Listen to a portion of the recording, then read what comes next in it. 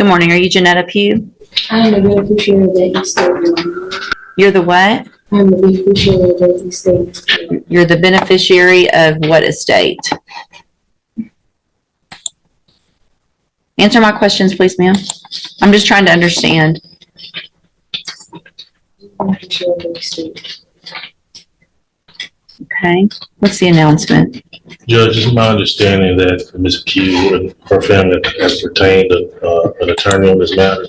You may, I don't know if you remember, Judge, this is when I was originally appointed on, and we were on the trial docket. She hired a new attorney at that point, Mr. Norwood, who was on the case for a while and then withdrew. And once recently, when the case came back to me, I visited with her and I was told that they did retain another attorney. I was given the name of Christopher Wiley this morning, but I have not heard from him. And my understanding is that at this point still hasn't filed anything with the court. Okay. But I've been told that that's who's supposed to be taking over the case. Okay. For the record, I recognize Ms. Pugh. She's been here before.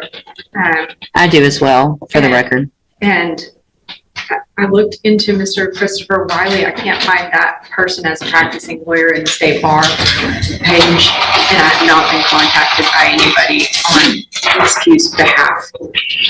All right. So, Ms. Pugh, Mr. Lewis has been appointed to represent you at this point. Obviously, you know as well as anyone that you're in custody and we want to get your case taken care of. If you've hired or your family has hired another lawyer, then they have to contact the court so that we can do something with your case. And do you know if they've hired someone? Respectfully, Your Honor, I do not agree with your appointed foreign agents, considering that the first duty is to the state and will be considered conflict of interest. You know. Okay, so if you don't want, the only thing I can do, I'm appointing an attorney to you to help you, right? So if you don't want a court-appointed attorney, then your only option, two things. One is to represent yourself or to hire a lawyer. So if you don't like the way it works, then you do something different. So are you, listen to what I'm saying. Are you either going to represent yourself, or are you going to let Mr. Lewis represent you, or are you going to hire someone? Objection, Your Honor. Respectfully, is this a court of record? It is a court of record. So your objection's overruled. Okay. Respectfully, Your Honor, where is the verified claim that is being placed against my trust? It's right here. It's called an indictment. And Mr. Lewis has a copy of it, and he can show it to you. So that would be the verified claim against you. Okay. Your Honor, respectfully, Your Honor, there were writs that was filed to the case that still haven't been received. I've received your petition for writ of habeas corpus, and it's denied. Okay. Respectfully, Your Honor, I demand to be released due to lack of evidence of stated claim and not being given the proper opportunity to obtain proper counsel to effective defense. It's overruled. Okay.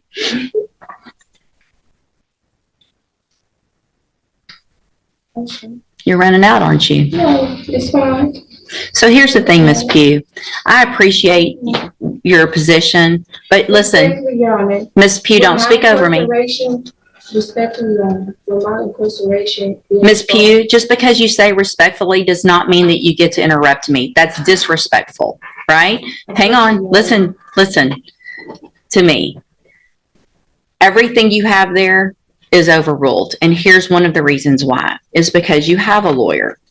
And your lawyer will file the appropriate motion. You're interrupting me again, which is disrespectful. So I'm going to leave Mr. Lewis as your attorney unless you choose to represent yourself or hire someone else. I'm going to give you 2 weeks to determine what you're going to do. You can go back. You can go back with the bailiff. I do not agree or comply to your appointed Go back. agents. You already said that, and that's overruled. Duty is to the state. Go back with the bailiff. Get your own attorney or represent yourself if you don't like it.